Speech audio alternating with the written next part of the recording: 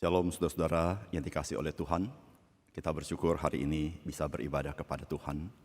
Kita akan mendengar firman Tuhan, kita berdoa terlebih dahulu. Bapa kami di surga, terima kasih atas kebaikan Tuhan. Di dalam kesibukan kami hari demi hari, tapi di hari Tuhan kami boleh bersimpuh di kaki salib Tuhan, mau dekat dengan Engkau dan mengalami rahmat dan anugerah Tuhan yang menguatkan hati kami, supaya kami boleh mengikuti Tuhan Yesus dengan setia, dengan sukacita, dan dengan segala berkat yang berkelimpahan daripada Tuhan. Ya Tuhan, saat ini kami akan belajar firman Tuhan. Tuhan berbicara kepada kami, supaya kami mengerti firman-Mu, supaya firman yang hidup menghidupkan jiwa kami kembali, sehingga kami boleh dikuatkan untuk memuliakan nama Tuhan.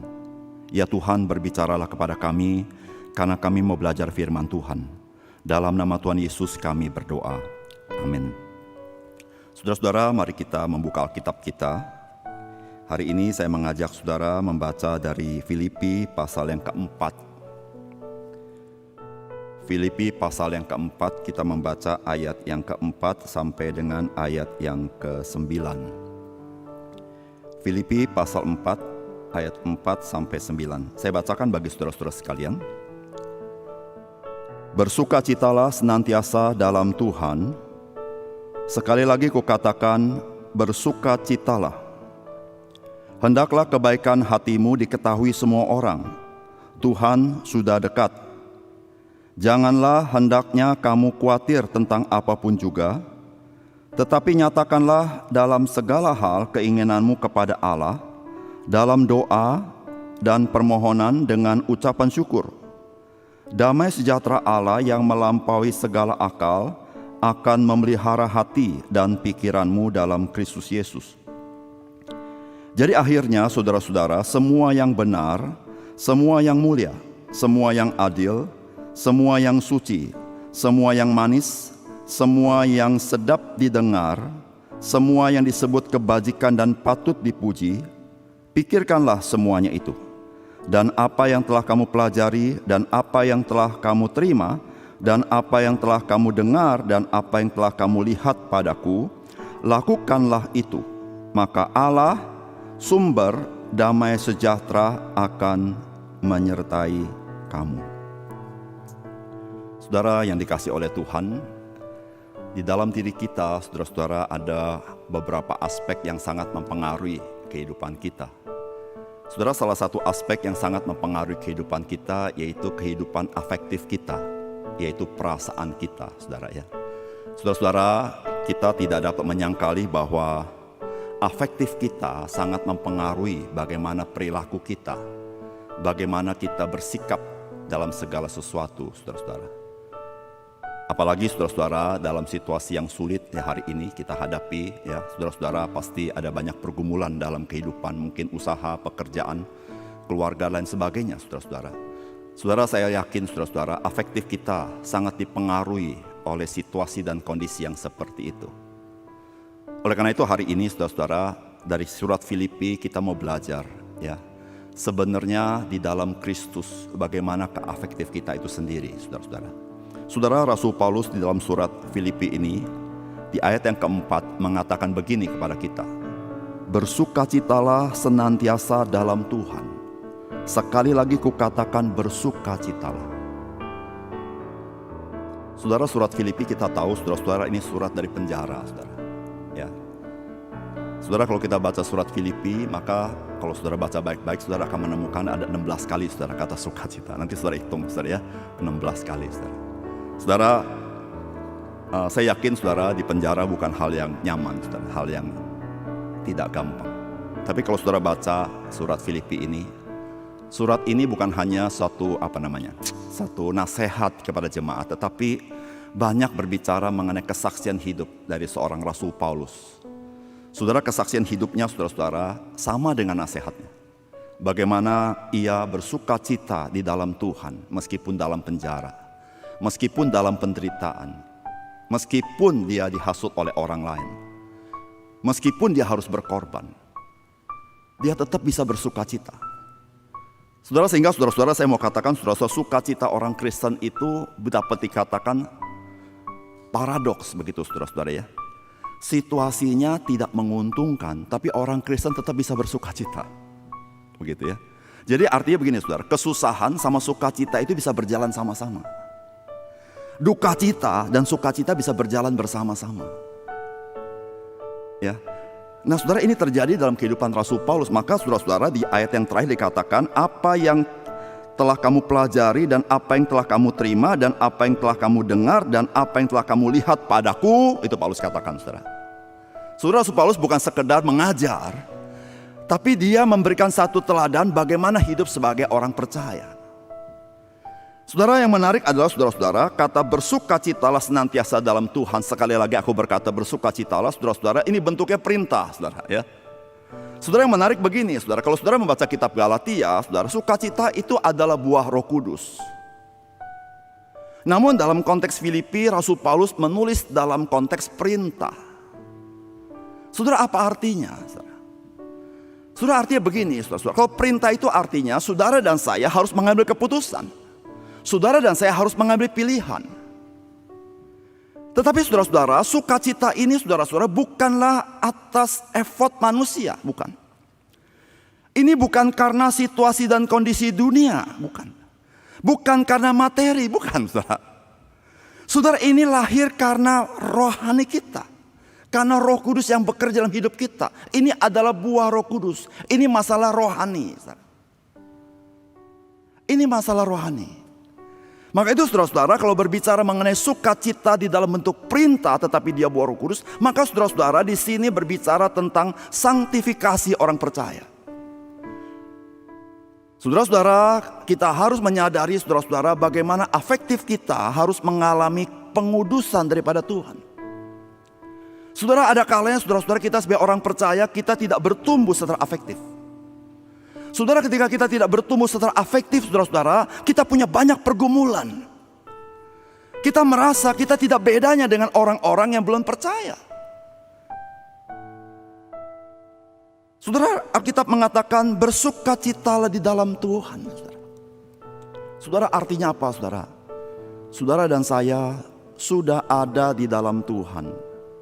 Sekarang saudara bisa memilih untuk hidup bersukacita. Kenapa saudara?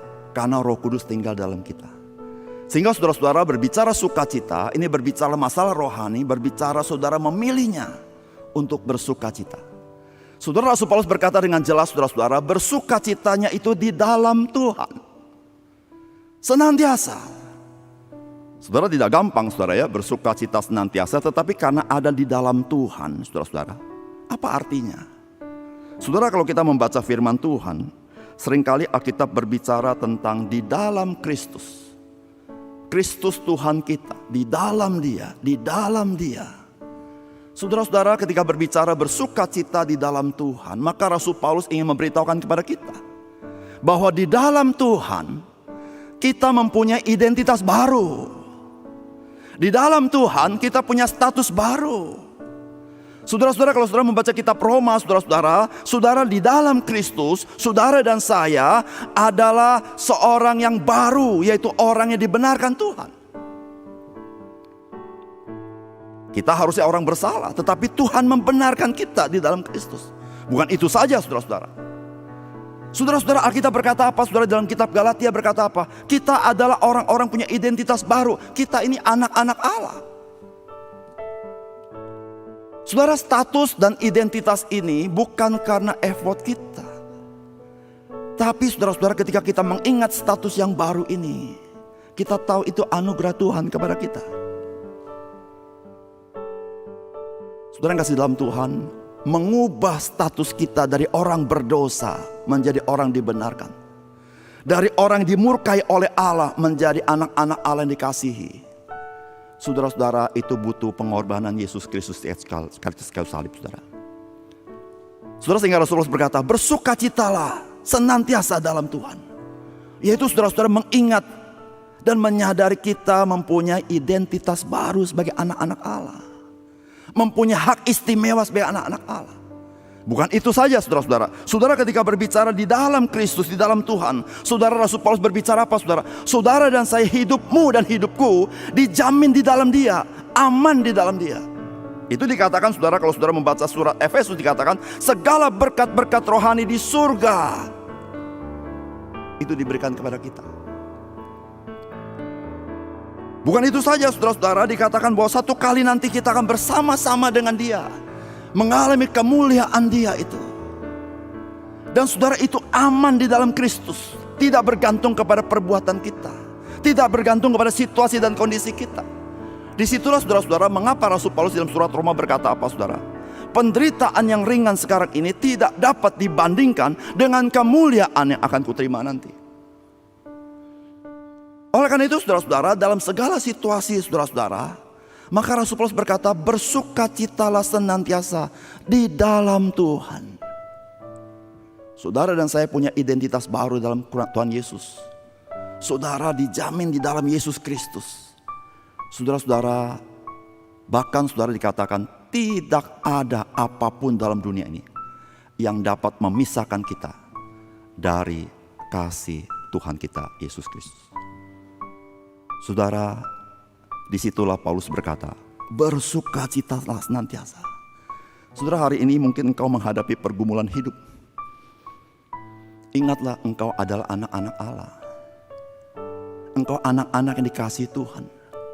Saudara, Alkitab banyak menggambarkan bagaimana seorang bapa mengasihi anaknya, seorang ibu mengasihi anaknya. Supaya apa? Supaya kita ingat, jikalau kita orang tua yang punya keterbatasan, bahkan Alkitab sangat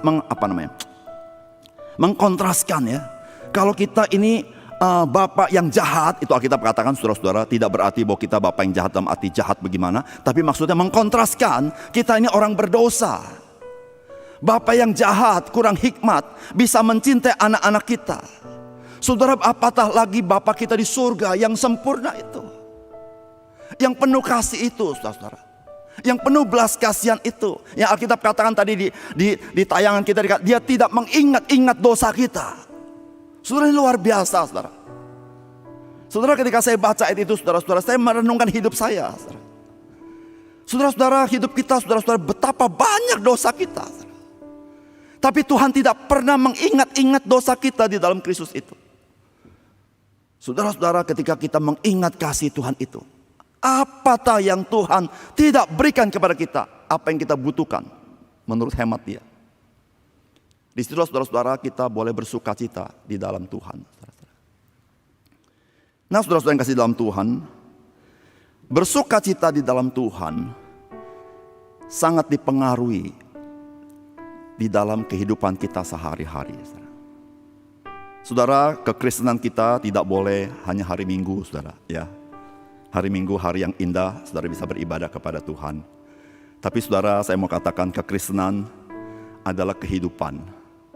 Setiap hari hidup kita, itulah hidup kita mengikut Tuhan Yesus, saudara. Ya, tiap hari kita menjalani kehidupan kita, itulah kita menyelahani Dia. Saudara, saudara, ibu rumah tangga, engkau sedang sibuk di rumah, engkau sedang melayani Kristus. Seorang bapak yang bekerja di kantor atau usaha, saudara sedang melayani Kristus. Ketika saudara membantu orang lain, saudara sedang melayani Kristus. Seorang ibu yang sibuk mengasuh anaknya, mendidik anaknya, engkau sedang melayani Kristus. Saudara, kehidupan kita ini saudara-saudara, itulah kita mengikuti Yesus. Saudara, kita ingat sekali bagaimana murid-murid pertama ketika mengikuti Yesus, kehidupan sepenuhnya dia ikut Yesus. Kemana Yesus pergi, dia pergi. Apa yang Yesus kerjakan, dia ikut di sana, saudara. Apa yang Yesus suruh, dia kerjakan. Saudara, itu namanya mengikuti Yesus. Saudara, mengikuti Yesus tidak bisa parsial. Parsial itu artinya ada bagian yang saya ikuti Yesus, ada bagian yang tidak saya ikuti Yesus. Nah, saudara, Rasul Paulus, saudara-saudara, kalau berbicara mengenai kehidupan rohani yang bersukacita, itu adalah satu bagian dari kehidupan kita. Bagaimana kita hidup di dalam Kristus, begitulah sukacita itu muncul dalam hidup kita. Maka itu saudara-saudara tidak heran, saudara, setelah kata bersukacitalah senantiasa dalam Tuhan, Rasul Paulus, saudara-saudara, memberikan nasihat kepada kita. Saudara, ada 3 nasihat kepada kita. Yang pertama, saudara-saudara, terkait sikap kita kepada orang lain. Saudara, ini mempengaruhi kehidupan rohani kita. Saudara, jangan kita pernah berpikir begini, rohani itu hanya sikap kita kepada Tuhan. Tidak. Sikap kita kepada orang lain, saudara, itu menentukan juga bagaimana kehidupan rohani kita. Maka itu Rasul Paulus berkata apa, saudara, di ayat yang kelima? Hendaklah kebaikan hatimu diketahui semua orang, Tuhan sudah dekat. Saudara-saudara, hendaklah kebaikan hatimu diketahui semua orang. Saudara, apa artinya? Saudara, kata kebaikan hati itu berarti, saudara-saudara, saudara dan saya itu mau menanggung orang lain, begitu ya. Saudara di sini mempunyai pengertian begini, saudara. Saudara tidak lagi memikirkan, mementingkan diri kita sendiri. Kita mulai memikirkan orang lain. Atau bahasa gampang, saudara-saudara, kita selalu berpikir bagaimana saya bisa menjadi berkat bagi orang lain. Saya tidak tahu saudara seringkali tiap hari berpikir seperti itu, tidak? Saudara, kalau pagi-pagi bangun tidur, saudara berdoa, doain apa, saudara, kira-kira ya? Saudara, pasti kita doakan keluarga kita, saudara ya. Saudara, ada kalanya orang tua, papa sibuk, saudara ya. Kadang-kadang agak kurang berinteraksi sama anak-anak. Saudara, apa yang kita lakukan? Kita berdoa kepada Tuhan. Ada seorang pendeta, karena kesibukan beliau ya, kalau pergi pagi anak belum bangun, begitu ya. Dia pulang malam anak udah tidur. Saudara, apa yang dia perbuat? Dia bilang, saya datang ke kamar anak-anak saya, lalu saya tumpangkan tangan atas kepala mereka dan mendoakan mereka satu demi satu. Nah, saudara-saudara, bagaimana sikap kita kepada orang lain? Saudara-saudara, itu menggambarkan bagaimana kerohanian kita. Saudara-saudara, ketika kita hanya memikirkan diri kita sendiri, saudara, saya beritahu saudara, saudara tidak akan memiliki sukacita dalam hidupmu. Kalau kita hari ini pandemi hanya memikirkan diri kita sendiri, saudara, engkau akan tawar hati, engkau akan capek hidup ini.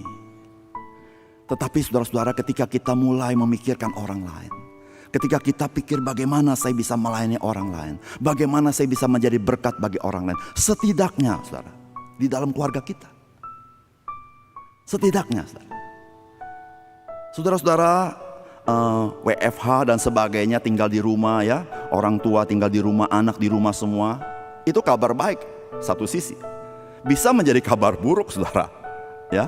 Berapa banyak keluarga bertengkar karena semuanya di rumah, saudara. Saudara, semuanya di rumah, saudara-saudara, interaksinya kalau semuanya memikirkan diri sendiri, saudara-saudara, saudara, keluarga itu sangat rentan, saudara-saudara. Bayangkan, saudara, apalagi saudara keluarga kita tidak ada pembantu misalnya, saudara, karena pembantu pulang kampung, saudara tidak berani terima dia kembali karena pandemi. Saudara-saudara, jikalau saudara-saudara setiap anggota keluarga hanya memikirkan diri kita sendiri, saudara-saudara, ini bisa merebut sukacita itu dari hidup kita. Dia bisa merampas sukacita itu, sehingga kita merasa, saudara-saudara, kita tidak ada sukacita. Saudara, sebetulnya sukacita betapa penting, saudara. Sebenarnya makna hidup kita sangat tergantung sama sukacita itu. Bukan tergantung seberapa banyak apa yang kita miliki, bukan, saudara. Saudara, orang yang punya sukacita dalam hidupnya, saudara, dia bermakna hidupnya. Bukan hanya bermakna, saudara, dia mendapat kekuatan dari sukacita itu. Bahkan saudara-saudara, orang yang punya sukacita itu, dia mampu menjadi berkat bagi orang lain. Saudara yang kasih dalam Tuhan, bagaimana kehidupan rohani kita? Mari kita mulai memikirkan, apa yang saya bisa lakukan bagi orang lain. Saudara, anggaplah begini, besok Tuhan datang, begitu saja, saudara. Ayo, saudara, mau ngapain kalau besok Tuhan mau datang? Saudara punya rencana apa kalau Tuhan besok mau datang? Apa kesibukan saudara yang begitu sibuk sampai saudara nggak mau kerjakan yang lain? Saudara, terus terang, saudara-saudara, yang sering kali kita abaikan adalah relasi kita dengan orang lain. Yang sering kita utamakan pekerjaan kita, bukan? Saudara, kalau pekerjaan kita begitu sibuk, yang kita abaikan adalah relasi kita. Bahkan saudara-saudara, relasi yang paling dekat itulah yang sering kali kita korbankan. Betul gak, saudara? Saudara yang kasih dalam Tuhan, Rasul Paulus berkata, Tuhan sudah dekat. Mari kita melayani orang lain, mengasihi orang lain. Bahkan kadang-kadang demi mengasihi orang lain, kita harus menanggung sesuatu yang berat dalam hidup kita. Tapi saudara-saudara, sukacita itu bukan berdasarkan situasi dan kondisi. Sukacita itu adalah buah roh. Meskipun Rasul Paulus dihasut oleh orang lain, Rasul Paulus dipenjara, sukacita itu tidak akan luntur. Rasul Paulus kalau dalam kesaksian Filipi, dia berkata, tidak apa-apa aku dilakukan demikian, asal Injil diberitakan. Saudara, Rasul Paulus tidak memikirkan diri sendiri, dia memikirkan jiwa-jiwa di sana. Maka itu Paulus berkata apa? Aku pun tetap bersukacita. Saudara, ini luar biasa sekali. Saudara, mari kita belajar berdoa ya. Bagaimana kita jadi berkat bagi orang lain. Saudara, saya tahu saudara hari ini sangat sulit. Tetapi kita doa sama Tuhan. Tuhan, bantu saya. Bagaimana saya bisa menjadi berkat bagi orang lain. Itu yang pertama saudara. Yang kedua saudara-saudara, Alkitab berkata, janganlah hendaknya kamu khawatir tentang apapun juga, tetapi nyatakanlah dalam segala hal keinginanmu kepada Allah, dalam doa dan permohonan dengan ucapan syukur. Saudara, kalau yang pertama sikap kita kepada orang lain.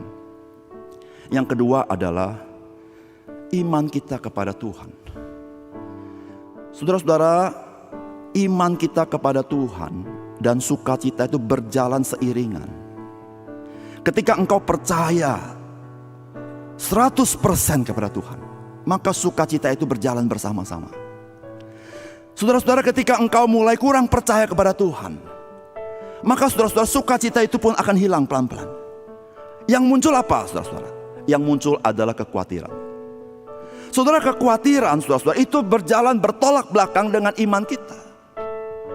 Kalau saudara kurang percaya kepada Tuhan, yang muncul khawatir. Tapi kalau saudara percaya 100% kepada Tuhan, kekhawatiran hilang. Di situ saudara-saudara, Rasul Paulus berkata apa? Janganlah hendaknya kamu khawatir tentang apapun juga. Saudara, ini luar biasa saudara-saudara ya. Apa bisa kita tidak khawatir apapun juga? Bisa saudara, kalau engkau percaya kepada Dia. Saudara, ada banyak misionari saudara-saudara di dunia ini yang kita tahu kesaksiannya. Mereka pergi dan mereka tahu tempat itu sangat bahaya, tetapi mereka berani pergi ke sana bukan karena nekat, bukan. Berani karena mereka percaya kepada tangan Tuhan. Saudara-saudara, apapun juga kita tidak khawatir. Dengan cara apa? Kita percaya kepada Tuhan. Oleh karena itu Rasul Paulus berkata apa? Nyatakanlah dalam segala hal, apapun juga, keinginanmu kepada Allah dalam doa, dalam permohonan, dalam ucapan syukur. Ada 3 hal saudara. Saudara, ketika engkau khawatir saudara-saudara, itu akan merebut sukacitamu. Maka bagaimana caranya? Maka dikatakan berdoa kepada Tuhan. Ingat kepada Tuhan, itu berdoa saudara, ya. Saudara, ketika engkau berdoa, engkau ingat sama Tuhan. Tuhan yang seperti apa? Tuhan yang mengasihi engkau, Tuhan yang berbelas kasihan kepadamu, Tuhan yang akan memberkati hidupmu, Tuhan yang akan menolongmu, Tuhan yang batu karangmu. Itu Tuhan kita. Setelah kita ingat Tuhan, Rasul Paulus berkata, dengan permohonan. Permohonan itu apa saudara? Saudara, ingatlah apa yang kau butuhkan. Apa yang kau butuhkan? Saudara-saudara yang kasih dalam Tuhan, ketika kita berdoa, Tuhan juga mau dengar apa yang menjadi kebutuhan kita. Sampaikan kepada Tuhan. Kalau saudara baca Mazmur, saudara, Mazmur itu ada banyak saudara-saudara keluhan yang sampai kepada Tuhan, jeritan yang sampai kepada Tuhan, kebutuhan dia sampaikan kepada Tuhan, penderitaan dia sampaikan kepada Tuhan dengan air mata, saudara. Dengan menjujur air mata di hadapan Tuhan. Saudara-saudara, Rasul Paulus berkata apa saudara? Ingatlah apa yang kau butuhkan ketika engkau khawatir. Engkau tidak perlu khawatir. Saudara, khawatir dengan apa yang kita butuhkan tidak sama. Khawatir itu respons yang tidak perlu yang kita harus lakukan.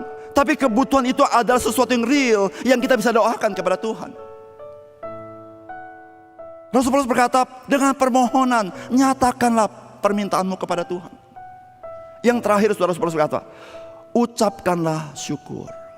Saudara-saudara, ketika kita khawatir, ingat segala kebaikan Tuhan. Ya. Hitunglah berkat-berkat yang Tuhan berikan kepada kita. Saudara, kalau engkau khawatir, hari ini coba hirup napas dalam-dalam, tapi di rumah saudara ya, jangan tempat umum ya, pandemi bahaya saudara ya. Di rumah saudara, di kamar saudara ya, hirup udara saudara. Saudara, tiap hari saudara kita bisa menghirup udara di pagi hari kan. Hari ini kita baru mengerti saudara ya, betapa enaknya masa lalu di mana belum ada pandemi kita bebas bernafas. Hari ini saudara-saudara kita begitu khawatir saudara-saudara ya. Kita begitu khawatir saudara. Nah saudara-saudara yang kasih dalam Tuhan, ingatlah segala kebaikan Tuhan. Hitunglah berkat Tuhan. Saudara, ketika engkau menghitung itu, saya percaya saudara, imanmu bertumbuh. Saudara, seringkali kita lupa pertolongan Tuhan, bukan? Tuhan udah tolong berkali-kali, tapi kita lupa selalu. Betul gak saudara ya? Saudara, ada banyak kita sudah mengalami mujizat Tuhan, saya yakin saudara ya. Kadang sadar, kadang tidak sadar saudara-saudara.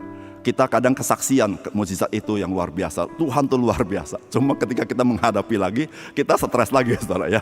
Kita susah lagi, kita khawatir lagi saudara. Kenapa? Kita lupa saudara ya, sama yang dulu yang pernah Tuhan tolong kita. Ya, saudara, bangsa Israel sama saudara-saudara. Dia lupa saudara-saudara pertolongan Tuhan. Maka dia berkeluh kesah saudara-saudara, dia komplain, dia tidak percaya sama Tuhan. Saudara, ingat berkat Tuhan. Saudara, iman kita kepada Tuhan itu berjalan beriringan dengan sukacita. Semakin engkau bersandar dia, semakin engkau bersukacita di dalam dia.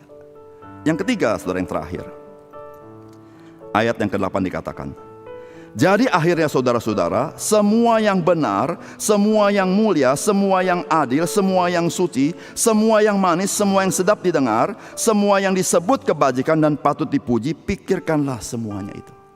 Kalau yang pertama, sikap kita kepada orang lain. Yang kedua, iman kita kepada Tuhan. Yang ketiga, disiplin kita terhadap diri kita sendiri. Saudara, terus terang kita lebih senang mendisiplin orang daripada mendisiplin diri kita. Setuju nggak saudara? Ya, kamu nggak boleh gitu naknya. Papa sih nggak apa-apa. Nah, seringkali kata-kata itu kita muncul ya. Kalau papa nggak apa-apa, kalau mama nggak apa-apa, kamu nggak boleh. Ya, saudara-saudara ya. Kamu jangan ikutin papa kalau begini. Itu artinya kita disiplinin orang, tapi kita tidak mendisiplin diri. Nah saudara, kalau saudara membaca bagian ini kata perintah saudara. Pikirkanlah semuanya itu. Artinya saudara, mari kita mendisiplin pikiran kita. Saudara-saudara, diri kita ini tidak ada segmentasi, artinya terpecah satu sama lain. Terkait, afektif kita sama kognitif kita itu terkait. Saudara-saudara, afektif kita sangat dipengaruhi bagaimana kita berpikir. Maka itu Rasul Paulus berkata dalam surat Kolose, pikirkanlah perkara-perkara di atas, di mana Kristus duduk di sana. Saudara, seringkali kita mengkhawatirkan perkara-perkara yang di dunia ini. Kita tidak memikirkan, tidak care sama apa yang Tuhan mau. Maka itu Rasul Paulus berkata apa? Pikirkanlah apa saudara? Pikirkanlah apa yang benar. Saudara, terus terang kalau pikiran kita tidak benar, itu pun merebut sukacita kita. Hari ini berapa banyak hoax yang ada saudara? Betul gak saudara? Berapa banyak hoax yang ada? Ya berapa banyak orang percaya juga sama hoax saudara? Ya, saudara, seluruh berita-berita di dunia ini saudara-saudara, dia bisa merebut saudara-saudara, merebut sukacita kita. Kenapa? Kita mulai goyah iman kita. Maka itu Paulus berkata, pikirkanlah yang benar. Lalu pikirkanlah semua yang mulia. Saudara, yang mulia itu Tuhan saudara. Yang mulia itu Injil. Yang mulia itu kasih Tuhan. Yang mulia itu atribut Tuhan. Yang mulia itu pekerjaan Tuhan. Yang mulia itu apa yang Tuhan mau. Saudara, pikirkan itu. Pikirkan itu saudara. Saudara, itu mulia sekali saudara. Saudara, kalau engkau tiap hari pikirkan itu, saya percaya engkau pasti punya sukacita. Pikirkan. Saudara, ada banyak lagi saudara-saudara apa yang perlu kita pikirkan. Dikatakan, pikirkanlah semua yang suci, yang murni. Saudara-saudara yang kasih dalam Tuhan, mari kita mendisiplin pikiran kita. Nah saudara, saya tahu saudara tidak gampang. Cuma kita harus latih saudara. Harus latih, membiasakan diri. Nah itulah saudara-saudara yang disebut dengan sanktifikasi. Saudara, kalau lahir baru itu semata-mata anugerah. Tuhan berikan saja ya. Justifikasi sama, pembenaran sama. Tuhan berikan. Saudara, kita hanya percaya. Tetapi kalau berbicara sanktifikasi, saudara dan saya dilibatkan Tuhan. Saudara dan saya harus ada usaha bersama-sama dengan Tuhan, bekerja sama dengan Tuhan, saudara, kita bisa bertumbuh di dalamnya. Oleh karena itu, saudara-saudara yang kasih dalam Tuhan, di masa-masa yang sulit hari ini adalah masa-masa yang memang tidak nyaman, tetapi masa yang baik untuk kita dilatih oleh Tuhan. Saudara, kalau kita cerita sama anak-anak kita, kalau kita udah tua nanti, cerita apa yang kita ceritakan sama anak-anak kita? Saudara, kalau setahu saya, saudara ya, yang seringkali orang tua ceritakan kepada anak-anaknya bukan masa-masa senang, masa-masa sulit yang dia ceritakan. Ingat ya, papa dulu begini itu yang susah, saudara ya, yang susah dikasih tahu. Supaya apa? Karena di situ papanya melihat ada makna kehidupan dalam kesulitan. Di situ ada berkat Tuhan dalam kesulitan. Oleh karena itu, saudara, memang menempuh kesulitan tidak gampang. Tetapi saudara-saudara, kesulitan tidak menjadi lawan kita, tetapi justru Tuhan pakai menjadi berkat dalam hidup kita. Oleh karena itu Alkitab berkata, bersukacitalah senantiasa dalam Tuhan. Sekali lagi itu Paulus katakan, bersukacita dalam Tuhan. Mari kita berdoa. Bapa surga, terima kasih untuk kebenaran firman-Mu. Biarlah firman-Mu sekali lagi menyapa hati kami, supaya kami hidup di dalam firman Tuhan. Bersyukur kami hidup di tengah dunia yang penuh dengan kesulitan, tetapi ya Tuhan, kami bisa bersukacita senantiasa dalam Engkau, berdasarkan anugerah dan karya Tuhan dalam hidup kami. Ajar kami memiliki persekutuan yang dekat dengan Engkau, dan hidup beriman kepadamu ya Tuhan. Terima kasih untuk firman-Mu. Dalam nama Tuhan Yesus kami berdoa. Amin.